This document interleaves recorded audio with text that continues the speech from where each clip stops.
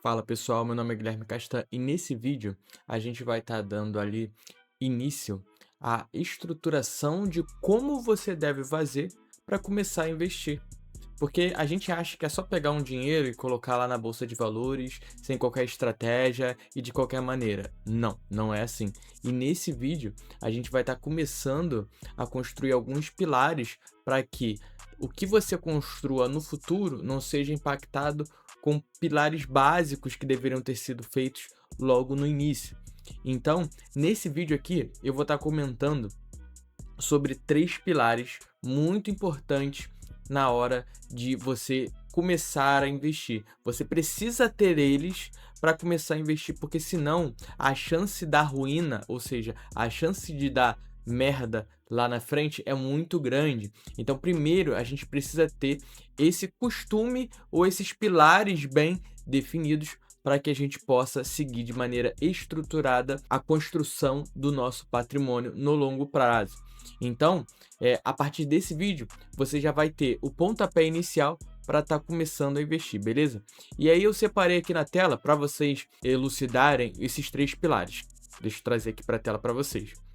E são eles: o fluxo de pagamentos, o fluxo de ativos e passivos e a gestão de dívidas. E isso nada mais é do que o controle financeiro pessoal que você tem que ter antes de começar a investir. Primeiro, a gente vai estar falando ali do fluxo de pagamentos. E eu já fiz um vídeo falando como fazer o fluxo de pagamentos para você que não quer pagar nenhum aplicativo. Tem uma planilha que é super simples e resume muito bem o que eu vou falar aqui. Bom, galera, e vindo para falar sobre o fluxo de pagamentos, a gente tem dois cenários. O modo easy, que é o modo fácil, que é você pegar simplesmente a planilha do canal disponibilizada, inclusive vou disponibilizar nesse vídeo também, onde você coloca todas as suas entradas e saídas fixas e de cartão de crédito, ficando um saldo livre para você usar no mês. Então aqui nesse modo easy, você não precisa se preocupar, por exemplo, em ficar cadastrando exatamente todos os gastos que você faz no mês. Por exemplo, vamos supor que eu já paguei minhas dívidas fixas e já paguei minhas dívidas do cartão, me sobrou um valor, beleza? Vamos supor R$3.000, R$2.000 para eu viver, beleza? O que as pessoas querem hoje em dia? Ter o controle sobre essa situação. Só que para ter o controle dessa situação, exigiria que ela tivesse um aplicativo ou que ela fizesse o cadastro um a um de todos os gastos que ela fizesse no mês. E a gente sabe que nem todo mundo tem esse tempo. Você pode ter filho, família, trabalho, enfim, N situações que vão fazer com que você não tenha tempo para ficar analisando e lembrando ainda o que você gastou naquele período para ficar botando certinho ali no mês. A gente sabe que isso é bem oneroso, nosso tempo é bem curto. E essa planilha, ela faz o seguinte: o único dado que você precisa imputar nela é o dado do cartão de crédito e o dado de coisas que você tem fixas a pagar, aluguel, orçamento de comida, alimentação. Então você vai colocar ali já pré-definido os seus gastos e todo mês você vai entrar e não vai gastar nem um minuto para poder cadastrar ali o que você gastou no cartão. Isso vai ser fácil porque você vai ter a sua fatura. Você vai cadastrar a fatura e ver se houve alguma alteração do seu orçamento de despesas fixas e pronto. Hoje eu não demoro nem 30 minutos fazendo dessa forma usando a planilha, beleza? Então esse é o modo easy, onde você só cadastra algumas informações rápidas e já corre para o resultado, beleza? Agora, no modo hardcore, que é o modo que eu falo assim, pay to win, pague para vencer, que é o seguinte: algumas plataformas hoje te dão acesso a informações de maneira mais fácil. Como assim, Guilherme? Algumas plataformas entram no seu banco, pegam a informação lá e enviam para o sistema. Então, na sua tela, automaticamente no final do dia, aquele saldo livre que eu comentei no modo easy de R$3.000, aí você foi lá e gastou algum valor sobre ele. Então vamos supor que você gastou R$500 hoje em 10 compras. Quando você entrar no modo hardcore, né, pagando algum aplicativo, esse aplicativo ele vai entrar no seu banco, vai puxar as informações e já vão estar lá cadastradas para você. e às vezes vão até categorizar para você, se você habilitar essa permissão, beleza?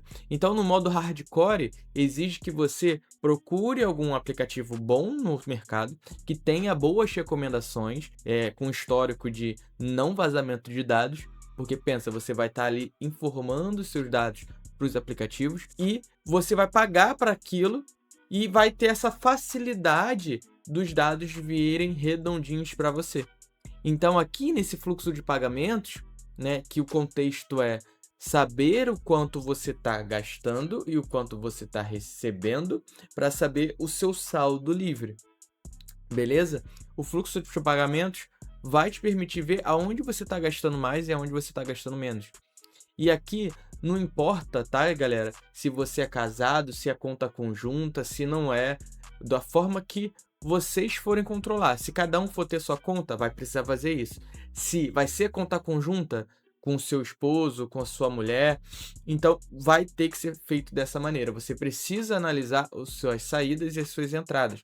E aí eu trouxe aqui o que ninguém comenta, que é formas para você fazer isso, beleza? Deixar bem claro, estruturado como que você pode controlar isso, beleza? Então, o fluxo de pagamentos nada mais é do que você analisar o seu saldo ali. O quanto que depois que você gastou tudo e recebeu tudo, ficou para você de saldo todo mês. Isso pode ser relacionado, né? A gente pode dar o nome de a sua capacidade de poupança, beleza? Então, o quanto você consegue poupar ali naquele mês, beleza? Então, assim a gente vai ter já uma análise do seu fluxo de pagamentos bem coerente para a gente poder seguir na nossa análise, tá certo? Bom, galera, e vindo aqui para a parte de fluxo de ativos e passivos, é muito importante que a gente entenda esse conceito para saber o nosso grau de endividamento. Lembra, no terceiro pilar a gente vai falar sobre gestão de dívida. Então aqui a gente precisa entender o como que tá a nossa estrutura, se a gente tem mais coisas positivas ou negativas, basicamente. Então ativos e passivos são isso. São coisas que você tem que podem te gerar uma receita e valorizar com o tempo, ou valorizar com o tempo, ou os dois, beleza? E passivos são coisas que você tem a pagar, obrigações que você tem a pagar. Então, se a gente analisa esse contexto aí que eu estou mostrando para vocês na tela, a gente tem uma casa financiada e um carro financiado como bens de uso ali, né? Como ativos, beleza? Então, uma parte desse ativo, ele tá dentro de passivos também, tá? Mas eu vou explicar ele melhor depois, beleza?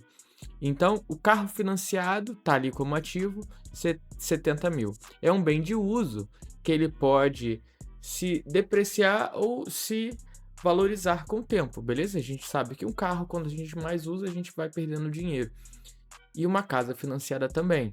Assim como a casa e o carro, eles vão gerar alguma despesa pra gente, concorda? Porque a gente vai ter que fazer ali a manutenção do carro, por exemplo. E aquilo tende a desgastar ele com o tempo, beleza? E os bens de não uso são os bens que a gente tem, que a gente não usa e que podem gerar aquela receita ali pra gente. Então a gente tá falando ali das ações e da caixinha do Nubank, por exemplo, que com certeza você deve ter. E aí a gente calcula que o total de ativo dessa pessoa é de 991 mil reais, beleza? Então a gente já começa a entender ali como que tá a situação dessa pessoa. E aí, vindo para passivos, a gente percebe que a gente tem um empréstimo imobiliário e um empréstimo de automóvel. Guilherme, como assim? Por que um tá 900 mil e o outro tá 890 mil? O que isso quer dizer? Tá bem próximo? O empréstimo do carro tá bem próximo? O que significa isso?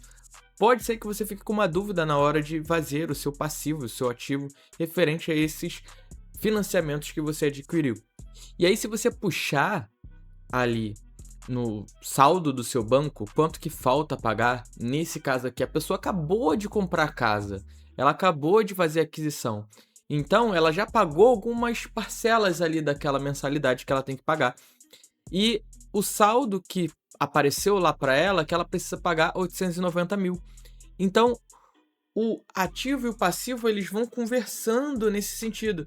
Se a gente só tivesse a casa financiada e o empréstimo imobiliário na conta de ativos e passivos, a diferença entre um e outro seria o patrimônio líquido dessa pessoa, beleza?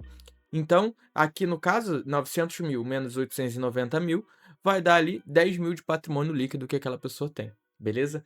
Então, a mesma coisa com carro. Só que nesse caso aqui, o cara acabou de comprar o carro e não pagou nada ainda. Ele acabou de sair da loja com o carro novo, beleza? Então, assim que você vai lançar os seus financiamentos em ativos e passivos, beleza? O seu patrimônio líquido, por exemplo, aqui no carro vai ser R$0, porque você não tem nada do carro, você não tem nenhuma parcela do carro, nem a roda do carro é sua ainda. Então, você tá ali no 0 a 0, beleza? E aí eu venho aqui para cheque especial como dívidas. São dívidas que você contraiu. Dívida com cartão e dívida com agiota. Então aqui, nesse controle de fluxo de ativos e passivos, é bem fácil de você entender agora e é bem dinâmico, não é bem uma coisa engessada, tô falando aqui de empresa não, é para você, pessoa física. Então é bem tranquilo ali, você vai preenchendo e vai tendo a sua situação, beleza? E aí a gente vê aqui que o ativo e o passivo estão bem próximos, certo? Então, se a gente faz a diferença de um pelo outro, a gente acaba vendo que a gente tem um patrimônio líquido de 5 mil. Então, beleza, Guilherme, eu tenho um patrimônio líquido de 5 mil. Mas o que isso significa? Significa que eu estou bem, correto? Eu estou positivo. Eu tenho mais ativos do que passivos, né? Eu tenho 990 mil de ativos e 986 de passivos. Então, eu estou 5 mil positivo. Mas será? Vamos olhar aqui um pouco o quanto você se alavancou para estar com essa diferença, né? Vamos ver aqui, tirando tudo que você se alavancou, como é que você vai ficar. Se a gente zerar aqui a casa, o carro, olha, agora eu tenho menos ativo do que passivo. Então, a sua capacidade de gerar e administrar os seus recursos não está sendo produtiva aqui nesse cenário. Se a gente volta para o fluxo de pagamentos, a gente calculou lá pelo modo easy, modo hard, como fazer o nosso fluxo de caixa e vamos supor que determinamos que você está ali conseguindo poupar R$3.000, certo? Para onde está indo esses R$3.000? Nesse caso aqui, você está gerando menos ativos do que passivos. Então, você está contraindo mais dívida do que investindo na sua situação financeira. Então, aqueles R$3.000 que sobra para você lá no final do mês, sei lá, você tá indo jogar, beber, fazer arruaça, sair. Então, aquela capacidade poupadora que você percebeu lá na frente não tá te servindo de nada, porque você tá entrando num buraco muito grande. Então, por exemplo, a gente pode, ao analisar isso, pegar essa situação que você tem de poupança e fazer uma gestão de dívidas, que é o próximo ativo, para quitar essa dívida e aumentar a quantidade de ativos do que passivos. Porque pensa, ninguém quer ter dívida. Todo mundo quer ter ativos, quer bens nos nomes, não é? Então a gente começa agora a entender melhor como é que faz esse controle financeiro pessoal, tá joia? E aí o terceiro pilar é a gestão de dívidas. Vamos para a tela aqui para ver.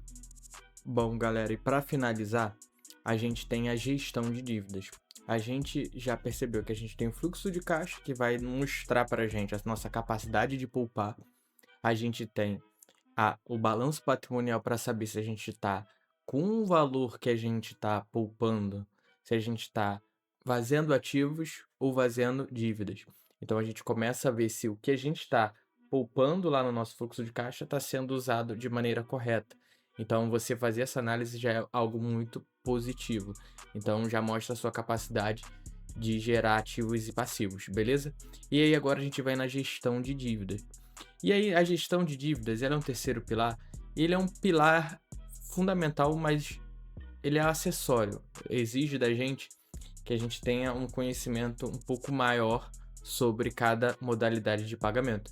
Mas é crucial que você entenda isso para poder organizar de maneira correta e assertiva a sua vida financeira, beleza?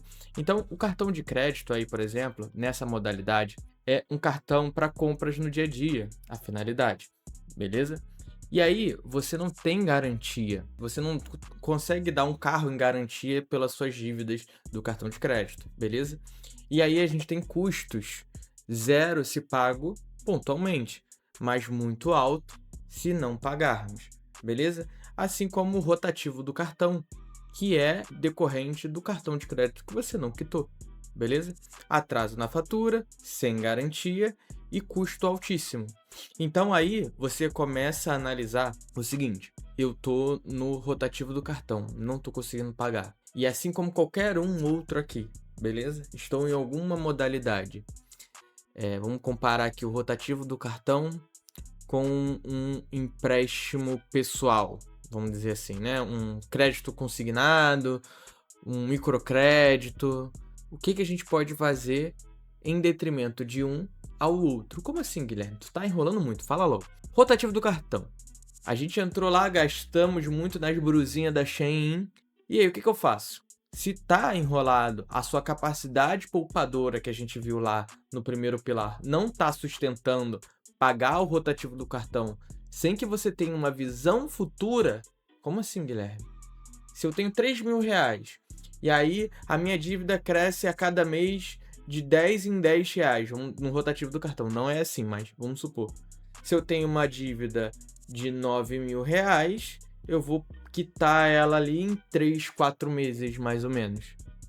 Então você consegue segurar o rotativo do cartão. Não, Guilherme, eu tenho uma dívida muito alta no rotativo do cartão.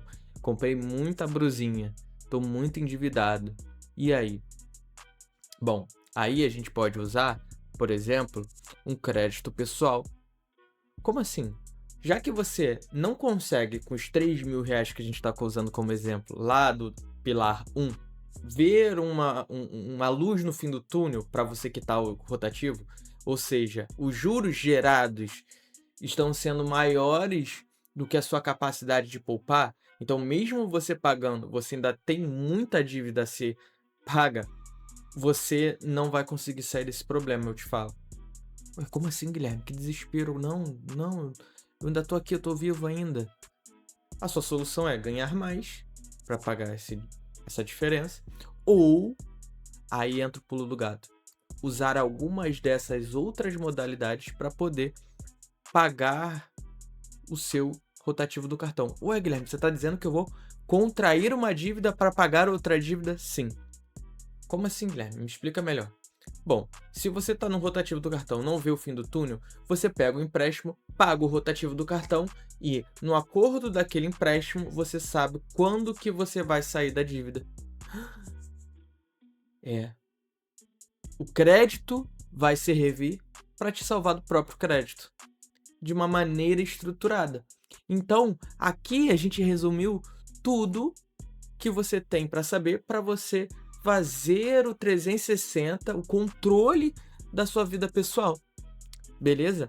Então, na gestão de dívidas, você vai analisar quais os custos da sua dívida e vai ponderar, pô, eu consigo pagar até tal lugar. Não, eu estou num nível que eu não consigo mais pagar. E se eu pegar um empréstimo de crédito pessoal ou um microcrédito? Bom, eu vou pagar assim, assim, assado. E aí, você consegue se estruturar melhor escolhendo a sua dívida, beleza? Então, eu espero que vocês tenham gostado desse vídeo.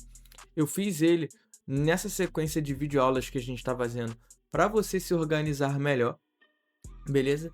Então, te vejo no próximo vídeo. Não esqueça de deixar o seu like. Valeu?